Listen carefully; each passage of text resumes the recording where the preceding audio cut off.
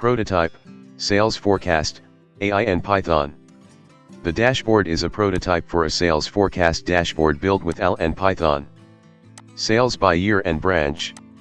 The center of the dashboard to show a pie chart. Pie charts are useful for visual comparisons of parts to a whole. In this case, the pie chart represents the total forecasted sales for each branch, Bombay and Delhi, across all years, 2024 to 2028. Slices of the pie chart likely represent the percentage of total sales for each branch.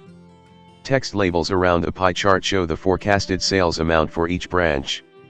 Year. A column on the left lists the years included in the forecast, 2024 to 2028. Branch. A row across the top of the branches included in the forecast, Bombay and Delhi. Product. There is a column on the right labeled product that shows a breakdown of sales by product within each branch and year. Year and forecasted sale by year and branch. This text label is the title for the pie chart section of the dashboard. Overall, this dashboard focused on visualizing the forecasted sales for different branches across multiple years.